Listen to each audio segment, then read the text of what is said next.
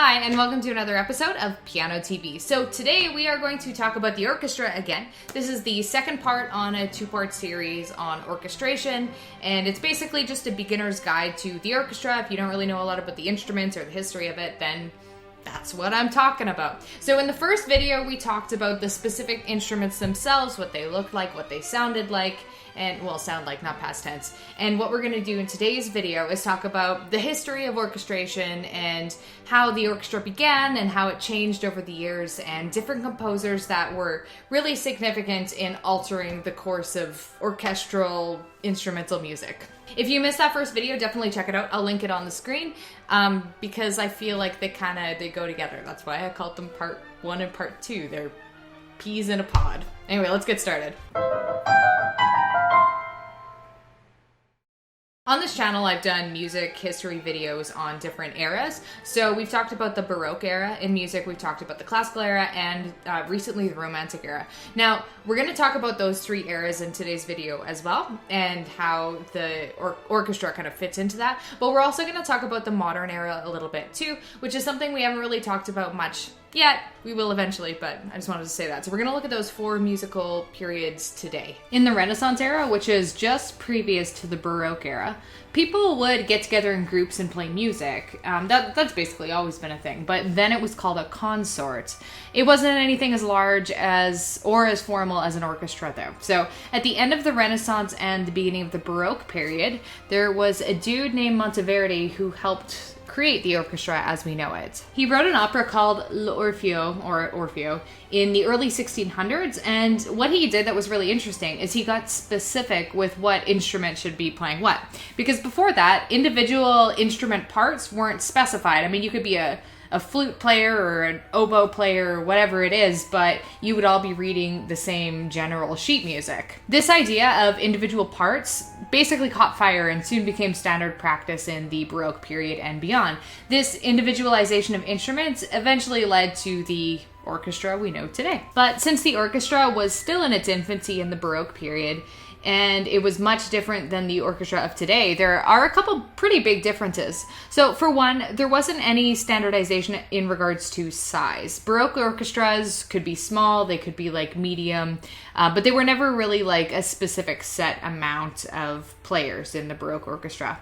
And basically the main constants of the Baroque orchestra were the string section, because violins were now better than ever, and the other constant was the basso continuo, which is basically a background part improvised by a bass instrument like a cello and a keyboard like a harpsichord or an organ. The Baroque orchestra, compared to like the orchestras in the classical and the Romantic and the modern eras, was pretty small. This was before the days of big concert performances, and orchestra performances were usually held at a royal court with somewhere between like 15 and 25 instruments. So basically, this music was for rich people and was performed at rich people's mansions for the enjoyment of their rich family and friends. So here's an image of your typical Baroque orchestra. So let's start by talking about the string instruments. You have the first violins over here, about 3, and then about 3 of your second violins. Now, same instrument, we've kind of mentioned this already, but basically the 2 violins are split into 2 different parts, and the first violins usually play higher parts, the second violins usually play lower parts. And then you've got the violas, and you have about 3 of them. They're just a little bit bigger and lower sounding than violins.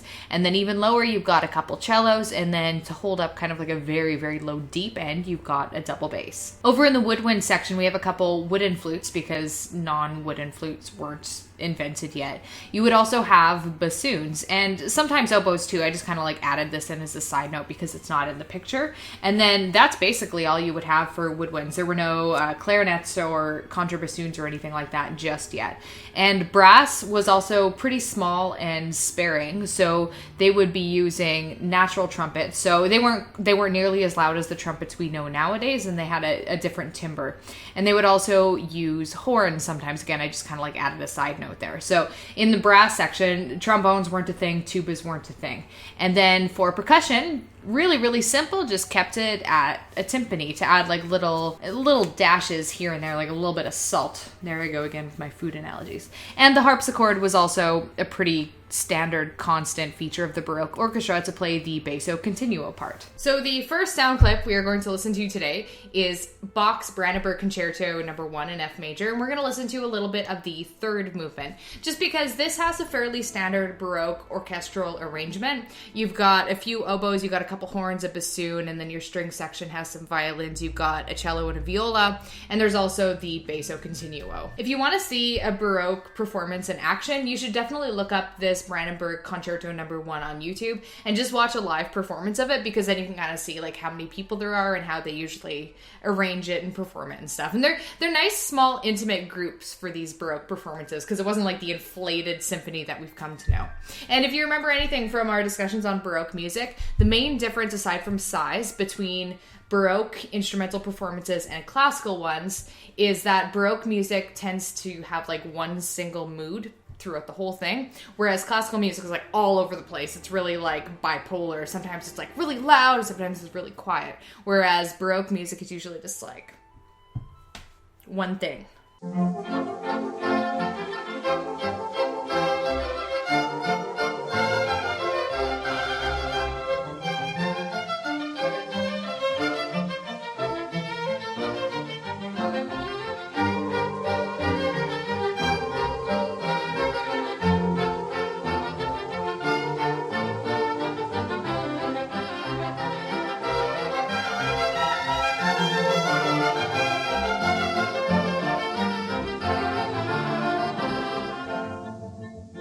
So the orchestra kept expanding into the classical era, which was from about 1750 to 1825-ish.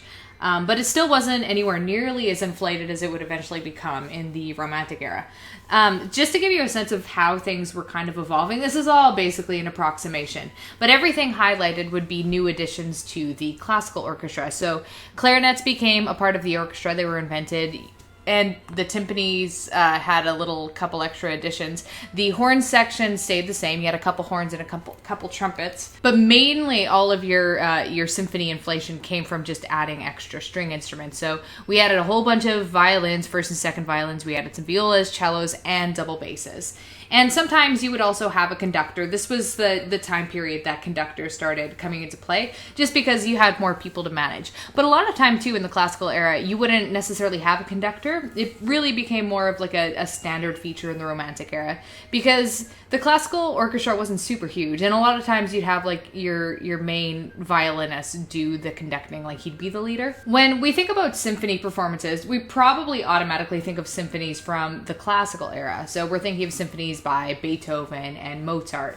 Symphonies were the most common type of orchestral music, but other genres like concertos and overtures would also make use of an orchestra. For the most part, our examples today are going to be symphonies, but just wanted to give you a sense. Symphonies aren't the only genre that use an orchestra. Toward the 1800s, as we started moving closer to the Romantic period, orchestral music stopped being just for the really, really rich people. This is the time period where public concerts started becoming common, which is a big reason the orchestra continues to expand toward the end of the classical era and into the Romantic era, which had the biggest orchestra size of all time periods. And among these first composers to start expanding the orchestra for larger spaces was Beethoven. He added percussion like the bass drum and cymbals. He added some horns, he added a piccolo, buffed up the string section to keep it equivalent with all the other growing sections. And he was also very famous for incorporating a choir in his Ode to Joy famous Ninth Symphony. In the interest of not having this video be like a million minutes long, I want to just link to something on the screen here. I want to link to my discussion on classical music part 2, because Haydn, we're not going to really talk about him today, but Haydn wrote so many symphonies, and he was a huge player that just kind of developed them and refined them and worked on them. And when you think of like a typical symphony, you're probably thinking of something that sounds maybe a little bit like Haydn symphonies. But anyway, I talk about him a little bit more and feature one of his symphonies in that video, so definitely check that out if you want like further information. So what we're gonna listen to now, instead of Haydn, sorry Haydn, I love you, but we've gotta like keep it diverse. I actually want to show you one of the most famous symphonies of all time. You've definitely heard it. It's Beethoven's Fifth Symphony. Now, I think this is a good one to show. We're just going to listen to a little clip, obviously, not the whole thing. But it's a really good indicator of how the range of the orchestra was expanding. It's a lot louder. It's a lot more dynamic. You can also hear, like, the flair that Beethoven was bringing to the game, kind of like that angsty flair.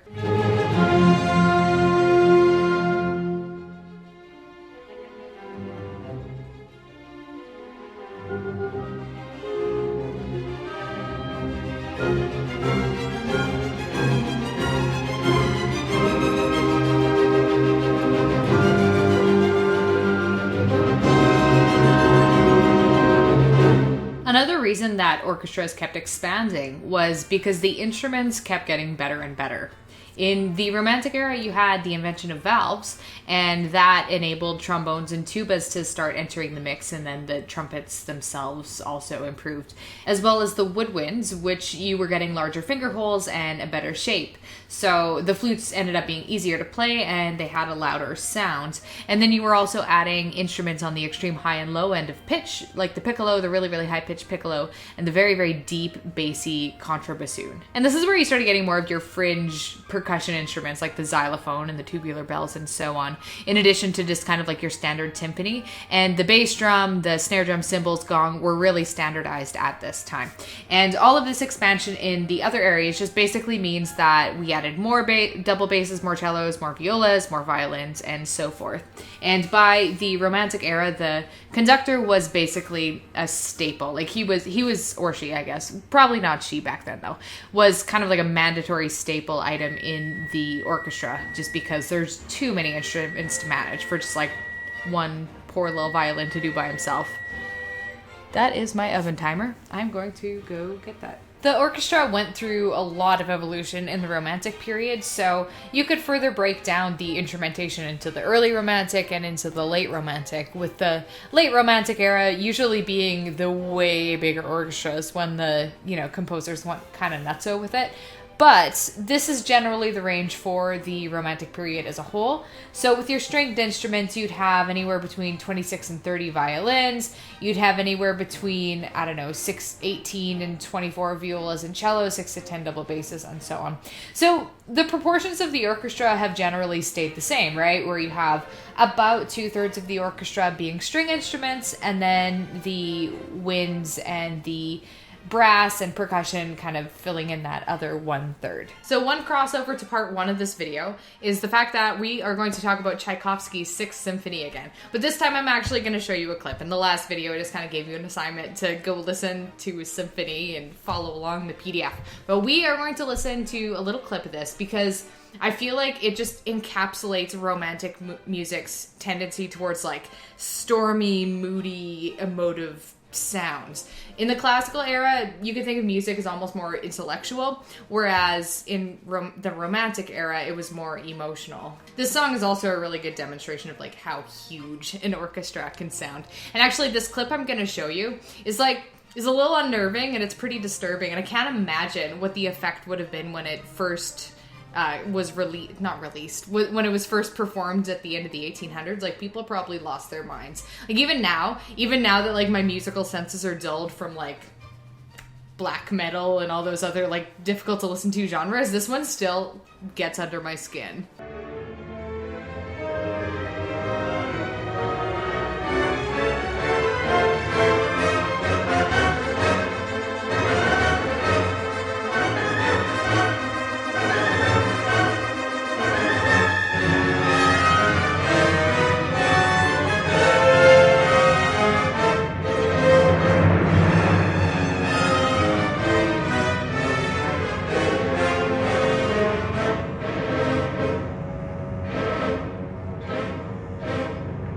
From the 1900s onward, the orchestra finally stopped expanding and it started settling into the arrangement we know and enjoy today. That's not to say that the orchestra became this like boring, stagnant thing in the 20th century with no change or evolution. Au contraire, the 20th century was a time, as we probably know, of wild experimentation. Composers started to break conventions of all kind, including tonal conventions, and they started going off in a bunch of different directions. So there wasn't just like one main thing in the 20th century. It's kind of just like we started really fraying off and branching into a bunch of different musical territories. For some quick examples of that, we had Ravel and Ibanez, who played with Impressionism. We had Schoenberg, who helped develop atonality, and he had a whole bunch of followers and imitators. And just to explain that a bit, music that wasn't in a specific key, and usually it sounds kind of weird, that's atonality. Composers like Pratella and Rousselot developed futurism, which is kind of a style that recreated everyday sounds and used unusual instruments to produce them, like, for example, a typewriter. And then you had some composers like Prokofiev and Stravinsky who looked to classical symphonies for inspiration for their own compositions, and this was called neoclassicism. And we talked about this a little bit in part 1 of this video, but just to show you, this is a basic image of your modern orchestra and what it looks like today. So these are over here on the side is about how many of each you'll see in a performance. There is a little bit of range, but this kind of gives you an idea. So if I'm doing some quick math in my head, that range would be anywhere from 83 to about like 100 is about how strong an orchestra is nowadays. That's not including the percussion because the percussion is super variable, so I just kind of left that area blank, but this gives you an idea of what you might see in the percussion section. And not on this picture would be things like the I was going to say marimba, but marimbas are pretty rare, like xylophones and stuff like that. Also, we have a harp here. Harps aren't necessarily going to be in every orchestra performance. It's pretty, a lot of the times what you'll see is a harp or a piano or something like that. Sometimes you'll have both, but it's kind of like a, I don't know, you can take it or leave it kind of thing. And then, of course, we have our conductor guy over here, too. One of my favorite modern symphonies is Shostakovich's Seventh Symphony. And this is, again, one of those really, really powerful symbolic symphonies because this was written during World War II and Shostakovich was Russian. So this piece, there's actually like a lot of backstory on this particular symphony. So if that's something you're interested in, you should definitely Google that. But it's basically an anti-Nazi composition and it's very symbolic, like even now in modern times, of the millions of people who died in Soviet Russia. One thing that's different about this composition versus something you would hear 50 years ago, like in Tchaikovsky's, is that it's a little less, it's less rule driven and it's a little bit more experimental. It has less of a focus on having everything sound tonally correct. Maybe you'll see what I mean when you listen.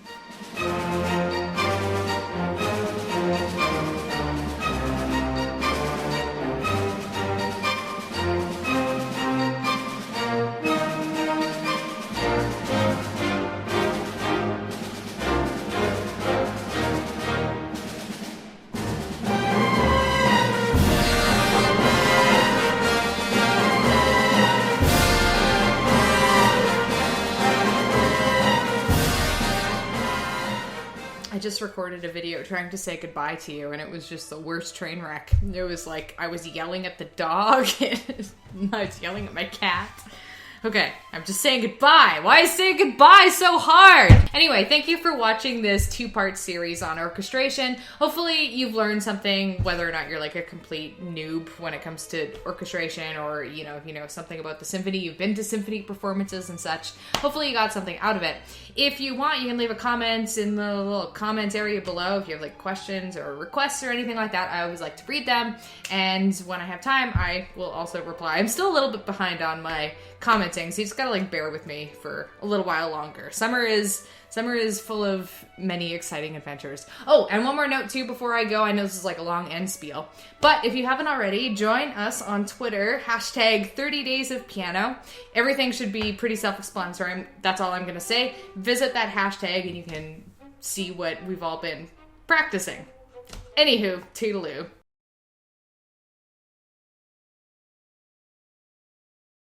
Ah, go away. I am just like battling a mosquito right now. He's like flying around biting me while I record. Okay, mosquito, you are going down. I don't know if I got him that time.